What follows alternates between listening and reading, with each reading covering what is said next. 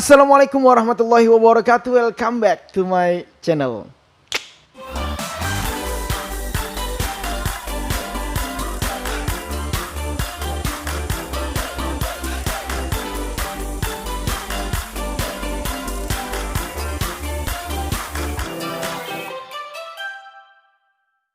Oke teman-teman, kembali lagi bersama gua M Rizky Muajadi di channel MR Muajadi. Bagi kawan-kawan yang menonton video ini, gua doain kawan-kawan semuanya senantiasa disehatkan oleh Allah Subhanahu wa taala, dilancarkan rezekinya, diberkahkan segala urusan-urusannya. Oke kawan-kawan, mohon maaf lahir dan batin gua lama sekali, sekitar 1 minggu lebih gua nggak upload video Kismis ya, karena ya kondisi dan situasi yang kurang memungkinkan.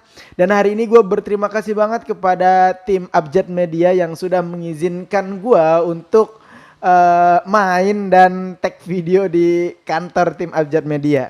Nah teman-teman, kali ini gue akan membawakan kisah dari Mas Imam ya. Nanti Instagramnya ada di sini nih, Imam Araz ya. Nah, gue akan membawakan kisah mistis di pendakian Gunung Arjuno. Langsung aja teman-teman, gak usah lama-lama, simak kisah ini sampai habis. Oh iya, sebelum gue lanjut, bagi kawan-kawan yang belum like, comment, dan subscribe, silahkan subscribe dulu channel ini biar gue semakin semangat buat video-video selanjutnya. Oke kawan-kawan, langsung aja kita simak kisah mistis pendakian Gunung Arjuno dari Bang Imam Araz di Kismis. Kisah mistis.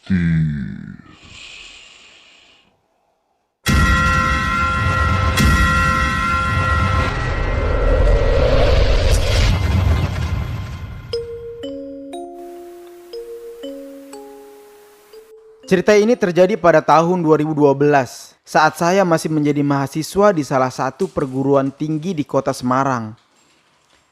Saat itu saya masih aktif sebagai anggota pencinta alam. Cerita ini dimulai ketika saya sedang liburan semester di kota Bandung bersama teman dan dosen wali saya. Menjelang berakhirnya waktu liburan di kota Bandung, salah satu teman saya yang namanya kita sebut saja Ago, dia mengirim pesan melalui BBM dengan ajakan pendakian Gunung Arjuno yang berada di Pasuruan. Pada saat itu pun akhirnya saya menyetujui dan saya meminta izin kepada teman-teman dosen wali saya untuk pamit terlebih dahulu. Dan saya pun langsung memesan tiket untuk bertolak dari Bandung ke Bekasi dengan menggunakan bus Prima Jasa. Setelah saya sampai daerah Bekasi, saya dijemput teman saya tersebut yang bernama Bang Ago tadi. Ternyata salah satu teman mapala saya juga sudah berada di Bekasi untuk bergabung pendakian bersama kami. Singkat cerita, kami menyiapkan perbekalan untuk logistik, menentukan jalur pendakian dan lain-lain ya yang akan kami bawa nantinya. Nah teman-teman, sekedar info, Gunung Arjuno ini punya 3 jalur ya. Ada jalur Tretes, jalur Purwosari dan jalur Wilerang. Ntar kalau salah mohon dikoreksi ya teman-teman pendaki. Singkat cerita, kami bertiga memutuskan pendakian melalui jalur Purwosari dengan pertimbangan ya dekat dengan lokasi kerabat saya di daerah tersebut. Esok harinya pun kami sudah siap berangkat dari Bekasi menuju kota Malang dengan menggunakan kereta api Matarmaja. Kami pun berangkat sekitar pukul 8 pagi. Pada saat itu kami naik kereta dengan tiket yang warna merah atau belum seperti tiket seperti sekarang yang penumpang boleh naik walaupun tanpa kursi. Saat kami memasuki kereta, ternyata tempat duduk kami udah ditempati sama orang ya, karena zaman dulu itu nggak kayak sekarang ya yang udah dilokasiin tiket nomor-nomor tempat duduk di kereta itu. Dan kami pun mengikhlaskan tempat duduk kami sampai dengan kurang lebih 3 jam kami berdiri sebelum akhirnya kami bisa mendapat tempat duduk di kereta tersebut. Di tengah perjalanan, teman saya bernama Helmi mendapat pesan dari salah satu keluarganya dan memberikan kabar bahwa sang ayah masuk rumah sakit. Dengan berat hati, Helmi pun mengurungkan niat untuk melanjutkan perjalanan dan meminta izin untuk turun di stasiun Tawang Kota Semarang. Akhirnya kami pun berdua melanjutkan perjalanan menuju kota Malang. Sesampainya kami di kota Malang, kami dijemput salah satu saudara kami dan kemudian kami meminjam sepeda motor untuk melanjutkan perjalanan menuju Purwosari, Pasuruan. Dan kami sampai di kota Pasuruan sekitar pukul 9 malam. Kami memutuskan untuk bermalam di Pasuruan dan akan melakukan pendakian pada esok harinya. Waktu yang kami tunggu pun tiba. Akhirnya kami mulai pendakian di base camp pukul setengah 7 pagi. Setelah perjalanan kurang lebih 40 menit, kami sampai di pos 1, yaitu pos Gua Ontoboga. Di sana kami bertemu dengan para peziarah yang pada saat itu baru saja selesai melaksanakan kegiatan. Dan kami pun bertegur sapa kepada mereka. Singkat cerita, setelah kami berbincang-bincang singkat, kami pun melanjutkan perjalanan ke pos 2. Di tengah perjalanan kami pun bertemu dengan warga lokal yang sedang mencari kayu bakar. Kami pun bertegur sapa, ya nanya dari mana, dari asal mana, dan lain sebagainya. Orang tersebut agak berparas, rambut ikal dan sedikit kecil ya, dengan menggunakan pakaian berwarna abu-abu dan celana hitam. Kemudian memperingatkan kepada kami untuk melepas PDL atau seragam kami yang warna orange. Katanya di Gunung Arjuno pantangan memakai pakaian warna oranye. Seketika kami pun melepas PDL kami dan melanjutkan perjalanan. Nah, bagi teman-teman yang tahu info mengenai ini, boleh komen juga di bawah apakah di Gunung Arjuno ada pantangan-pantangan tersebut. Silakan komen. Yang kami merasa agak aneh di sini, setelah beberapa menit perjalanan kami menengok ke belakang, tetapi sudah tidak ada nampak lagi itu orang-orang tersebut. Padahal mungkin baru berjalan 1-2 menit. Kami pun menghiraukan karena pada saat itu masih sekitar pukul 8 pagi dan tidak ada rasa takut sedikit pun. Menjelang beberapa saat sebelum sampai pos 2, kami bertemu dengan anjing liar dan kami berusaha mendekat untuk mencoba memberi makan dengan sepotong roti yang kami bawa. Akhirnya setelah perjalanan kurang lebih 90 menit, kami pun sampai di pos 2, Tampuono. Di sana ada beberapa pondok kecil dan kembali kami bertemu peziarah yang kurang lebih jumlahnya itu ada 5 orang. Di sana kami beristirahat dan mencoba berbincang dengan para peziarah. Beberapa meter dari pondok-pondok tersebut terdapat petilasan Eyang Abiasa dan sebuah sendang yang cukup membuat bulu kuduk kami merinding, yaitu sendang Dewi Kunti. Di sendang tersebut ada kain putih yang melingkar menutupi sendang.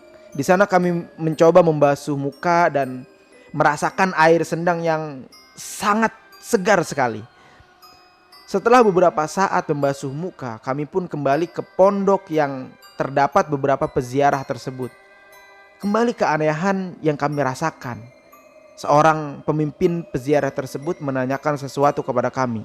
Nopo jenengan lewat jalur mriki? Belum sempat kami menjawab, orang itu kembali menyampaikan sesuatu. Ning jalur kene memang abot medane, tapi luwih abot gaibe. Di situ saya sempat berpikir macam-macam. Karena beberapa orang dari mereka mencoba mempercandai kami dengan bilang, Arek iku mau bengi, tak kon nunggu ning kono, tapi gak kuat wonge karena digodhog. Dari situ kami sedikit mengiraukan ucapannya dan kemudian izin pamit untuk melanjutkan perjalanan. Kurang lebih sekitar 15-20 menit kami sampai di pos 3, yaitu pos Eyang Sakri. Di sana terdapat sebuah bangunan kecil yang berwarna hijau dari kayu, namun terkunci rapat. Info yang saya dapat, di sana terdapat makam. Kemudian kami pun kembali melanjutkan perjalanan kurang lebih sekitar 2 jam dan akhirnya kami sampai di pos 4, Petilasan Eyang Semar. Dari blog yang kami baca, untuk pendaki selain peziarah dilarang untuk membuat camp atau istirahat di pos 4. Dikarenakan pos tersebut adalah salah satu area yang paling angker di Gunung Arjuno. Untung pada saat kami sampai di sana, waktu menjelang zuhur, jadi masih terang lah. Di sana terdapat satu pondok kecil yang cukup rapuh tanpa pintu. Dan kami pun bertemu dengan 3 peziarah, satu orang berambut gondrong sekitar umur 25-an dan 2 orang anak remaja, mungkin sekitar 17-an tahun. Di sana kami kembali mendapat jawaban yang cukup aneh ketika saya mencoba bertanya, "Mas, mboten naik?" Dan salah seorang dari mereka menjawab, "Tadi sudah naik tapi di tengah perjalanan nggak ada matahari, jadi kami turun lagi." Di sana saya dan teman saya mencoba berpikir apa sih maksud orang tersebut, tapi kami nggak berani untuk menanyakan lebih lanjut. Kemudian setelah kami berbincang-bincang dengan orang tersebut, kami pun kembali melanjutkan perjalanan di pos 5, yaitu pos Makutromo. Dalam perjalanan tersebut cukup menguras fisik kami karena medannya cukup curam. Setelah perjalanan kurang lebih 50 menit, kami alhamdulillah sampai di pos 5. Di akhir anak tangga, kami pun melihat beberapa tumpuk batu yang disusun rapi dan terdapat kain dengan ciri khas warna putih dan hitam. Di sana kembali kami bertemu dengan peziarah, tetapi jumlahnya cukup banyak, kurang lebih 12 orang lebih lah. Kami ditawari makanan, minuman, dan sambil istirahat. Di tempat tersebut kami mencoba berdiskusi dan disarankan untuk mengisi penuh botol-botol yang kami bawa, karena di pos tersebut merupakan pos terakhir yang terdapat sumber air. Beberapa saat setelah kami mengisi air, kami tidak lupa berterima kasih dan meminta izin untuk melanjutkan perjalanan kami. Di sana kami diberikan wejangan untuk lebih hati-hati ketika perjalanan. Sebelum melanjutkan perjalanan, salah satu dari mereka berkata, "Wah mas, perlengkapannya lengkap banget ya, pasti mahal itu harganya." Kemudian kami menjawab, "Iya pak, tapi sebagian ada barang inventaris yang kami pinjem kok pak." Kemudian dijawab kembali, "Emang sudah niat sih ya? Mas kan di sini niatnya naik gunung, beda seperti saya yang di sini niatnya berdoa ke patung-patung yang ada di sini." Mendengar perkataan itu sebenarnya kami merasa sudah nggak enak perasaan, tapi kami hanya menjawab, "Oh iya pak." Setelah itu kami kembali melanjutkan perjalanan menuju pos 6, yaitu Candi Sepilar. Menuju tempat tersebut kami pun harus melewati beberapa anak tangga yang kanan kirinya terdapat batu pahatan atau patung-patung yang sudah berusia kayak ratusan tahun. Setelah sampai pos tersebut tanpa istirahat, kami melanjutkan perjalanan menuju pos terakhir, yaitu pos Jawa Dwipa.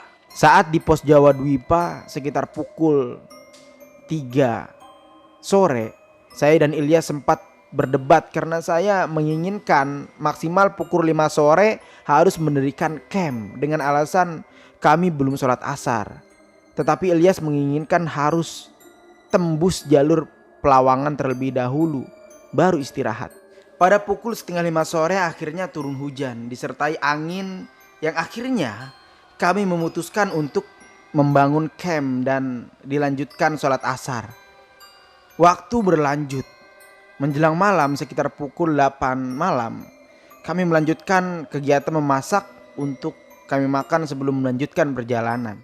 Dan sekitar pukul setengah 9 malam, kami memutuskan istirahat dan sepakat melanjutkan perjalanan dini hari. Tiba pukul 11 malam, saya terbangun karena ingin buang air kecil. Di saat saya buang air kecil, saya melihat ada sesuatu yang terbang menuju saya seperti kain putih tapi nggak ada kepalanya.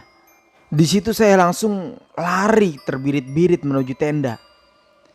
Di tengah ketakutan, saya pun tidak dapat melanjutkan tidur dan saya hanya berpikir, tadi yang gue lihat apa ya? Waktu terus berlalu dan ketika saya melihat jam menunjukkan pukul jam 1 dini hari. dan saya membangunkan teman saya untuk segera bergegas melanjutkan perjalanan dengan alasan kami pengen kejar sunrise. Setelah berkemas, kami melanjutkan perjalanan menuju puncak dan hanya membawa senter kecil serta tas carrier. Sekitar pukul 2 dini hari kami melewati pohon-pohon pinus yang sangat banyak. Di tengah obrolan kami, saya mendengar ada suara lirih dari salah satu pohon pinus tersebut. Ketika itu saya pun mengarahkan senter saya tepat di mana suara itu berada.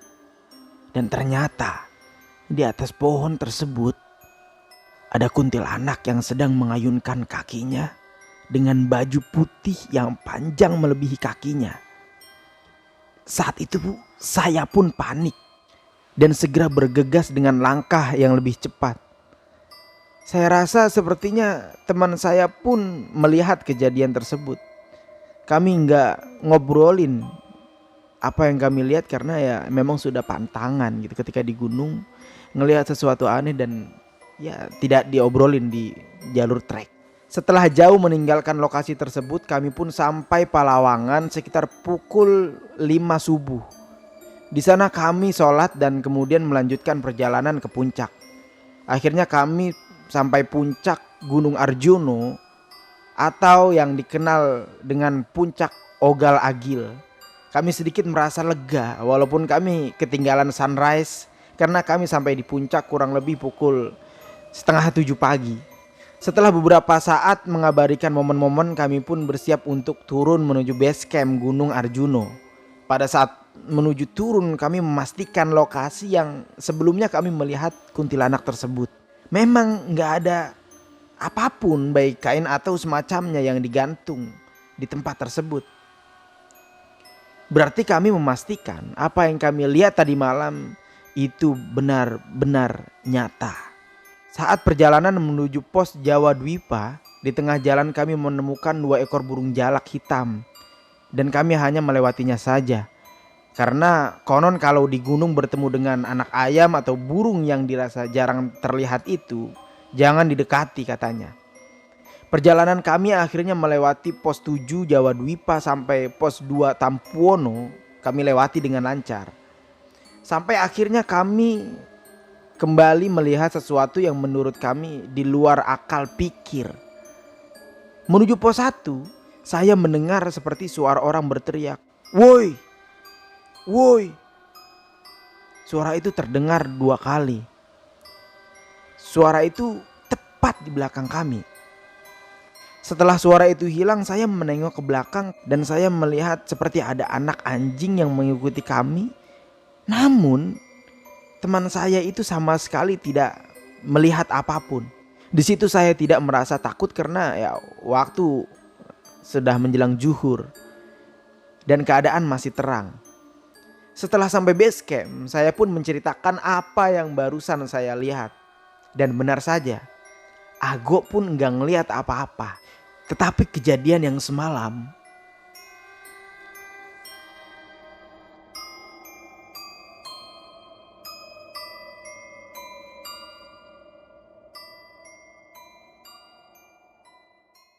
Oke, sampai situ teman-teman kisah mistis pendakian Gunung Arjuno. Gimana pendapat kawan-kawan? Mohon maaf kalau gue menceritakannya ya kurang maksimal karena ya gue masih dalam proses belajar lah ya dalam menceritakan sesuatu. Bagi kawan-kawan yang pengen mampir di channel ini, silakan hubungi gue lewat DM atau email. Nanti linknya gue taruh di deskripsi. Oke kawan-kawan, dari gue itu aja. Kurang lebihnya mohon maaf. See you next video. Jangan lupa like, comment, and subscribe. Wassalamualaikum warahmatullahi wabarakatuh.